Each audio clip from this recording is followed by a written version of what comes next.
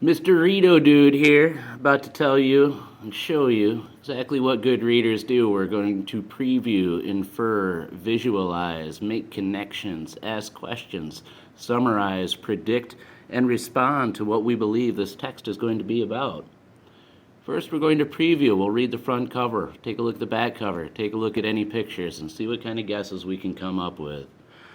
We're going to take a look here at History Alive. It appears to be a book all about the ancient world. Seem to have a little bit of Greece on there, some sort of a great wall, and looks like some Egyptian hieroglyphics. I get the idea that this is going to be about history. TCI seems like a reputable company. I've heard about them in the past.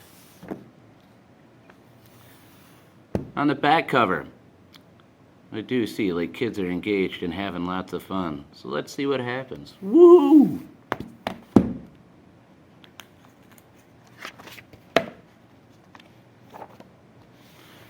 Hey, so when I open up the book to the first unit and the first chapter, I see a picture. And in this picture, I see a fella clearly sitting in the dark, but there's a little bit of light. Perhaps this is alluding to enlightenment. Enlightenment, you know, when you learn something that you didn't. Seems like this chapter is going to be called Investigating the Past, and in it I see, again, somebody else investigating the past. There's a bit of a graphic organizer in there. I see some of the same things. I see some red words in there that typically means that it's going to be of some importance to us.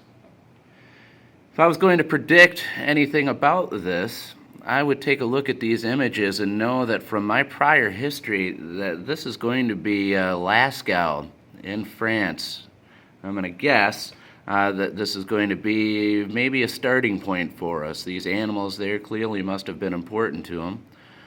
Some things I might like to know about it is exactly why they painted those animals, how they painted those animals, and what it is that they could possibly tell us about it.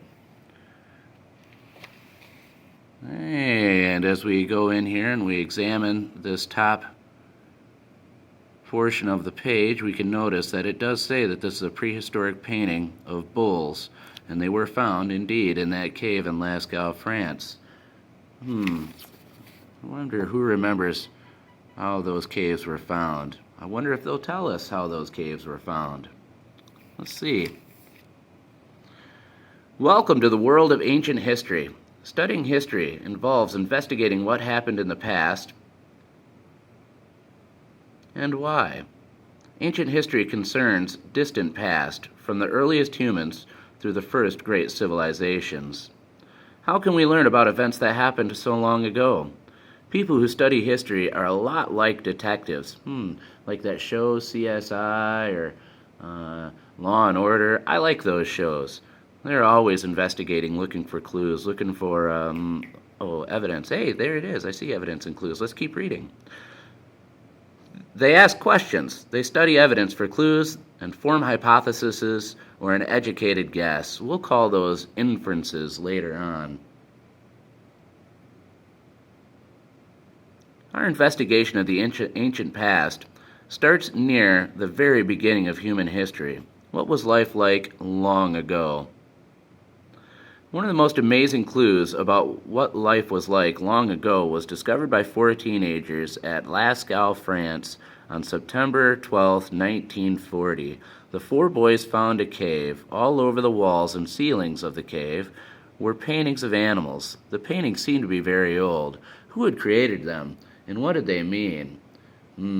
As I look at these pictures, I kind of imagine old, hairy, stinky, short dudes kind of grunting at the wall. Kind of imagining how difficult it must have been to communicate with each other in order to create these monoliths. As I look at this stuff, I can't help but wonder about how many of those Native American caves that we found by the Hopi and all of those other Mayan drawings and whatnot that we found all over the world, and how actually similar they are. I wonder if there's any kind of a connection to it. Seems kind of weird to me. 9/12/1940. That doesn't seem all that long ago, but I guess it's older than me, so maybe that is part of history too. Other things that this reminds me of about how important these bulls were to them. There's a lot of things that bulls are important to us for today. We have the running of the bulls. We still have a bull market for us as far as things that are good. So I wonder if they worship bulls in the same way that we do today. How would you solve a mystery like this one? The clues and centuries old. Oh, the clues are centuries old. I should have to reread this. It didn't make sense to me. How would you solve a mystery like this one? The clues are centuries old, and the witnesses are gone. An expert detective might help, but whom should you ask? In this chapter, you'll meet three kinds of experts who study the past: archaeologists, historians, and geographers. Then we'll look at some fascinating examples of cave art to see what this evidence can teach us about life long ago. When we started this, I thought that this was going to be about the cave art in Lascaux, and I guess in a roundabout way it kinda is. But I'm going to reread this last one because it seems to me that it's not necessarily about the art as much as it is the people that cover the art. In this chapter, you'll meet three kinds of experts who study the past: archaeologists, historians, and geographers. We'll look at some fascinating examples of cave art to see what this evidence can teach us about life long ago. I imagine that these archaeologists, historians, and geographers are the people that make this ancient history come alive. I'm getting kind of tired. I've been reading this thing for, 6 minutes. I don't necessarily understand what these archaeologists, historians, and geographers do. It's still kind of confusing. I better go ask this marvelous teacher, Mr. Kirkman, for some help to see if he can give me some advice. Maybe I can send him an email. Maybe I can send him a message on his website. But I better ask these questions, because if I don't ask them, then he doesn't know I have a problem. And if he doesn't know I have a problem until we take the test, well, that's a problem for all of us. I took a short break, and I reread that paragraph, and I sent Mr. Kirkman an email about an archaeologist. Could he give me an example of an archaeologist? And for some odd reason, he just started going, dun, dun, dun, dun, dun, dun, dun, and tried to tell me that this guy was probably one of the most famous archaeologists of all time. And then he asked me, was this Indiana Jones guy into people or just into people's stuff? And I told him, well, I think Indiana Jones was always just out to take people's stuff. And he says, yep, that's what archaeologists do. They look at the objects that people leave behind. And that definitely clears up quite a few questions that I had about archaeologists. They're going to be the people that study the past by looking at the things that people left behind. Well, wondering what these people left behind, I got to ask myself, what kind of paint did they use? How did they even create this paint? What did they use to paint in and of itself? Did they use brushes, rollers, the same kind of thing that we try to use today? Is it similar? Is it completely different?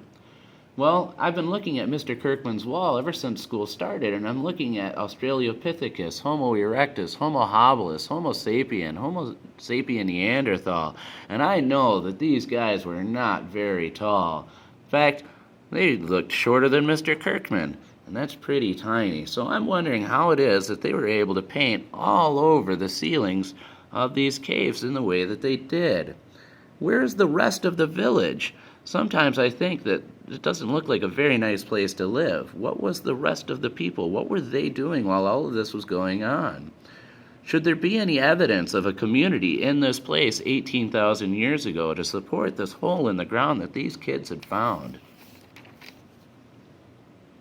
I wonder if we were wrong about settlements in the past, and if we didn't necessarily have groups working together in a much more sophisticated manner than we already did. I think that this chapter and this book is going to be all about the people who would study the past and how they're going to make that past come to life. The most important idea is that there are ways to learn about life a long time ago, and it's important for us to do so. My favorite part about this story, as I reflect back on this first page in this first unit, is the story about Lascau's accidental discovery. The fact that four kids were out walking their dog and they stumbled on quite possibly one of the greatest things known to man. I don't necessarily like in this section that there isn't a whole lot of story about it. However, it does force me to want to go out and investigate this further. So I kind of like that too. If it were me, I'd provide much more of a story, but that's just what I think because it's interesting to me. Makes me feel excited to see what the story is all about. And I realize that the job of decoding the past is not very easy, especially when there is no written record to explain why the things were done the way that they were. I sure am grateful Mr. Kirkman makes us write down things all the time. That way history can never be forgotten.